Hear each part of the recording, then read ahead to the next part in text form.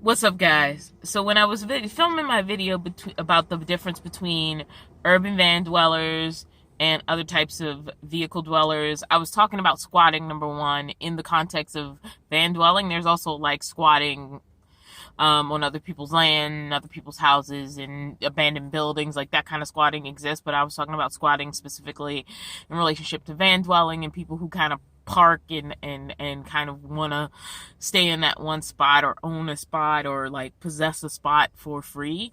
And that was more to get into the different kind of mentalities in a way that I thought was important. Because a lot of times I hear about the difference between being forced into a van versus being, choosing it.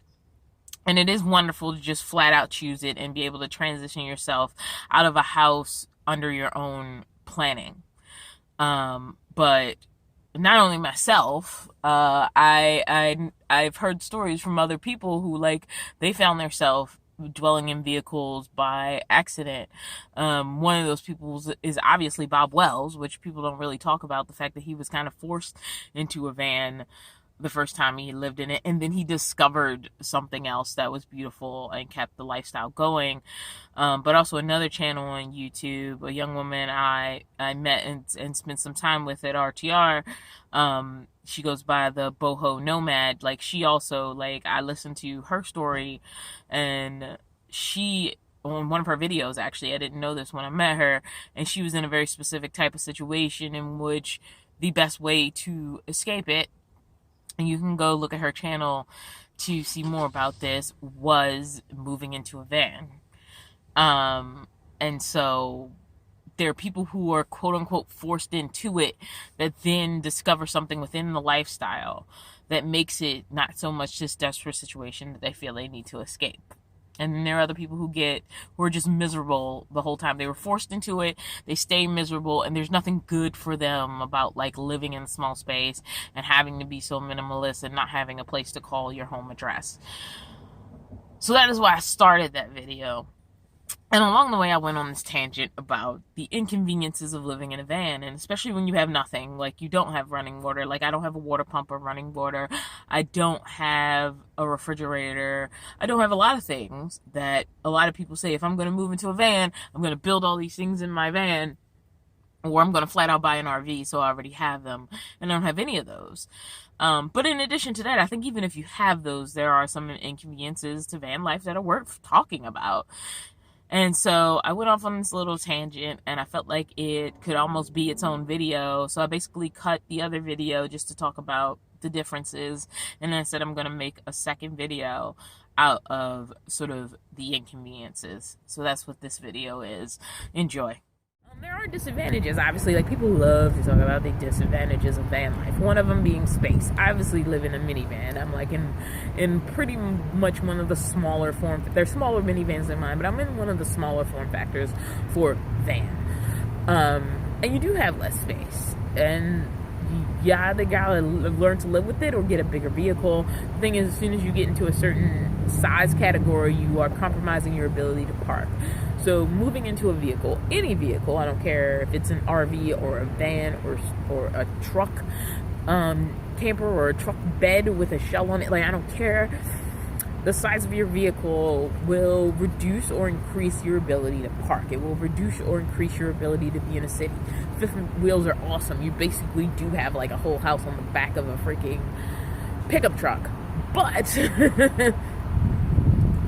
you're going to have to very much plan where you can park it. Even if you're in the RV category and not the van category, over a certain length, you're even reducing the amount of campgrounds and RV parks you can go into.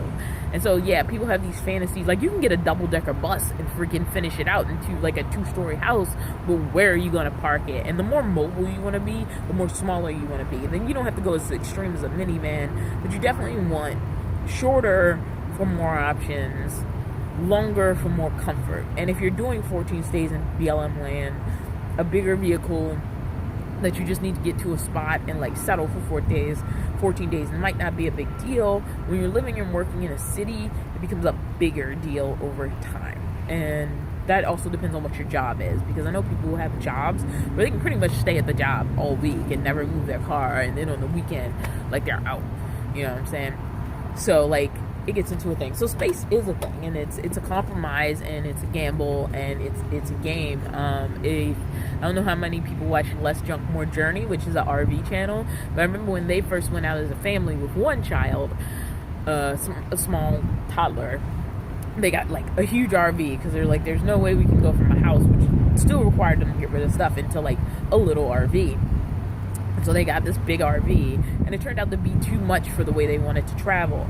And now they're in a pretty sleek Airstream, and they've had a second child, and they're considering a fifth wheel. But the problem with the fifth wheel is it would reduce what they could do. For example, with the Airstream, at least in areas where, you know, RVs are common, it's small enough that they still have the ability to go into a laundromat parking lot or a shopping center parking lot, wash their clothes, and then put them immediately away in the Airstream.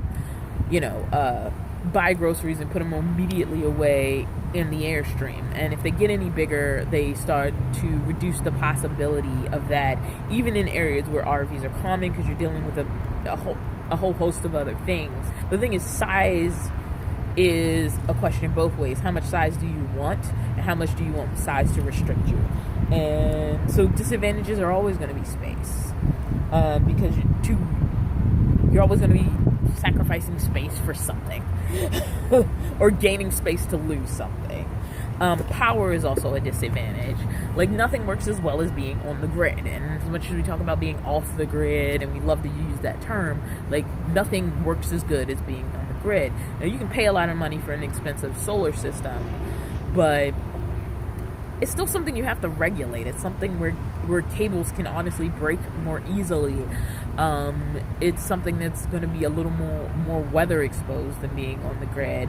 And it's also, like, unless you're really smart right away, I like that people argue that building your own solar system is cheaper, but that's assuming you get everything right this first time. I've seen people buy cheap panels, you know, bad solar chargers, the wrong solar chargers, you know, not hooking up batteries properly. There's all kinds of things that can go wrong when you're building a solar system and you're not a solar expert. It doesn't mean you can't do it. It doesn't mean people haven't done it successfully. And also, solar isn't the end-all be-all solution to having power on the road. But either way, you're trying to charge something to hold power for you so that you don't have to be connected to the grid, unless you have an RV where you can hook up.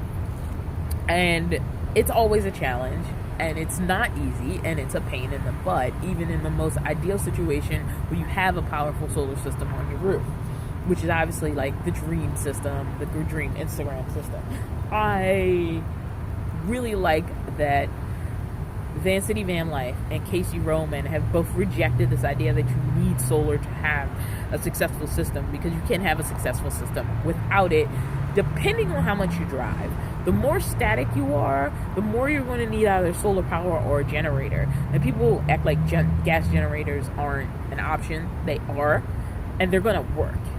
I think even if you have solar, a lot of people have generators at backups, because worst comes to worst, if that solar system goes out on you or something's not wired correctly, you have a generator that you can plug into and get some power going. Like, I think it's smart to I have goals of having a generator before I'm ever, like, way off the grid again, like if I do RTR next year.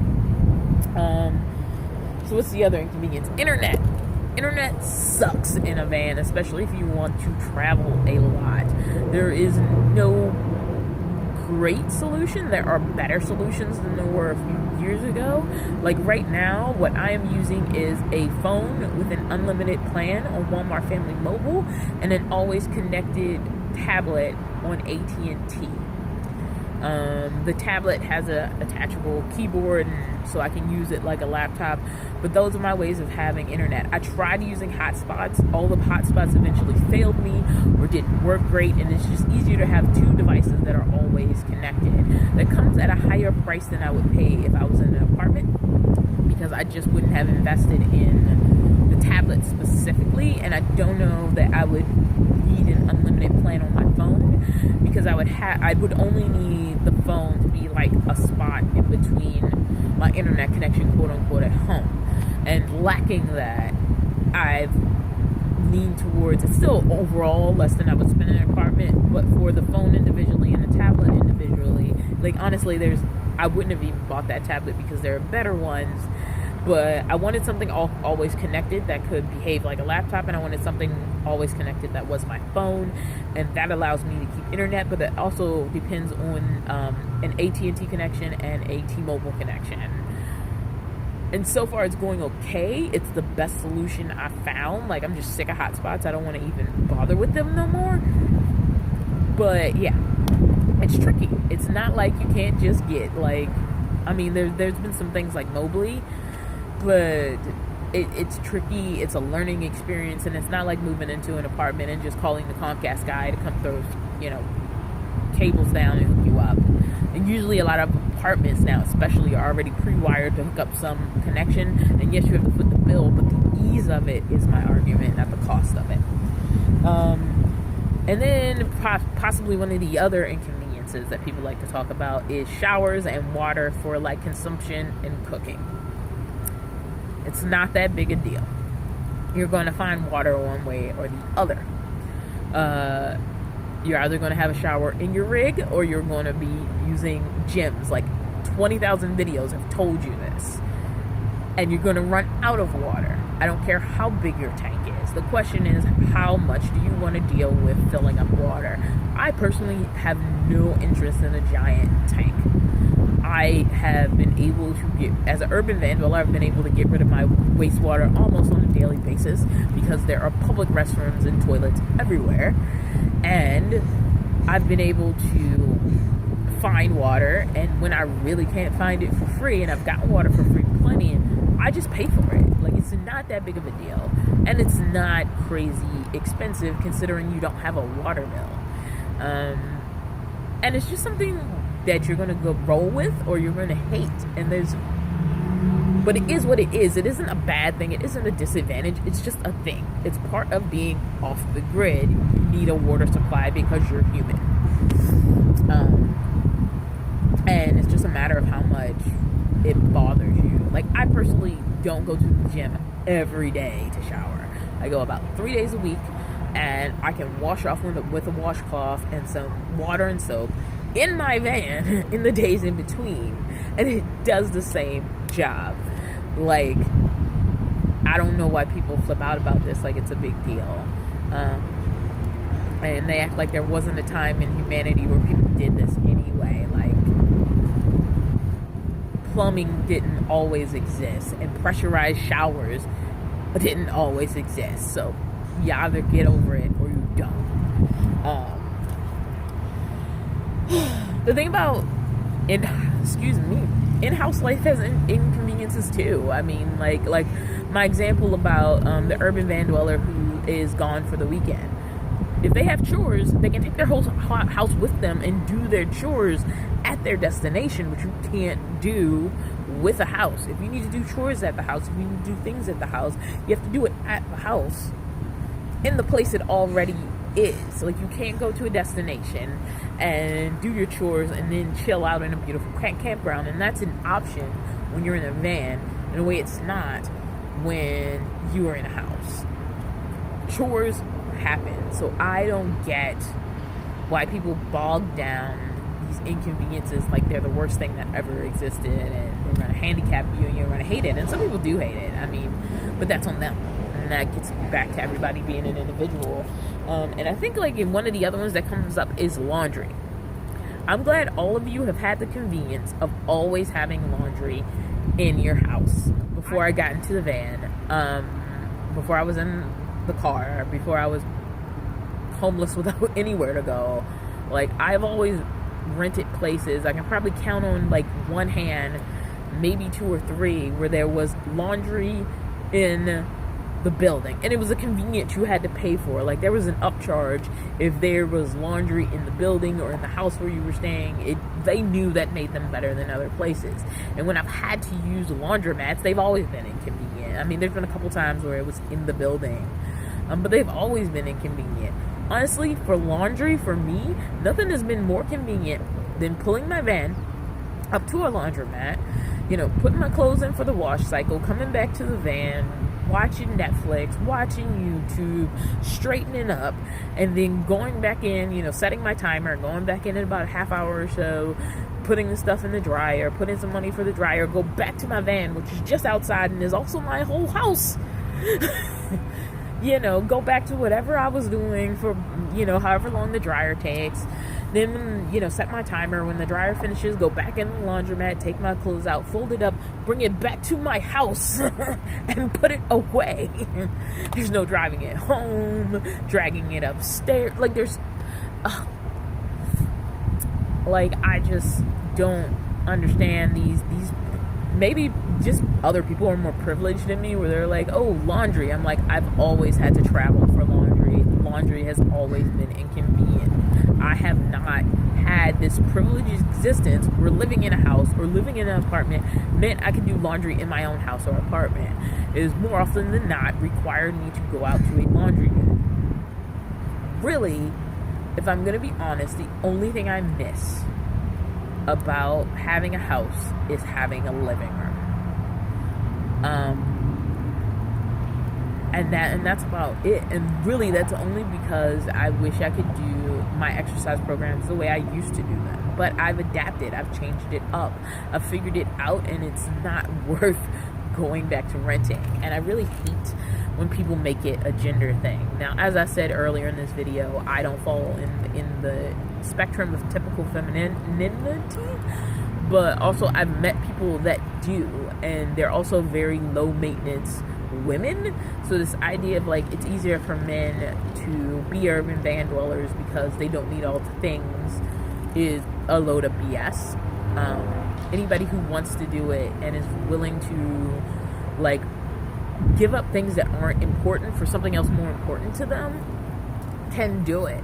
I mean, honestly, if having a shower every single day, if no form of alternate cleaning of your body works for you, stay in a house.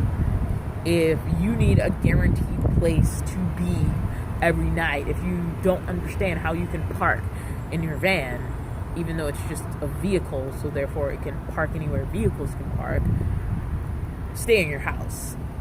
And as far as the whole idea of some places it's illegal to sleep in your car. Here's the thing.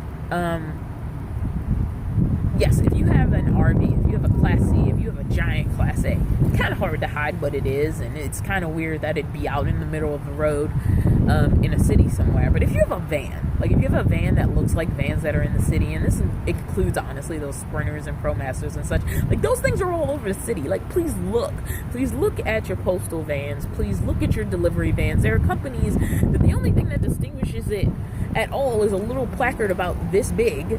And then there are some unmarked vans that are business vans. Chrome bought his van for his DJ business. Novel Culture, Lavelle bought his van also for work. And then later they said, I could live in this. And the same concept of parking when it was intended for business and an unmarked white van still applies when you turn that van into a van that you live in. You can still park it anywhere you would have normally parked it. You just have more options because you're not trying to be near the building that you're living in. You literally have opened up your options for parking the darn thing. So if you have a van that looks like something that drives in the city, even if it's an unmarked white van, nobody knows you're in there. And I think half the psych out comes in your own head.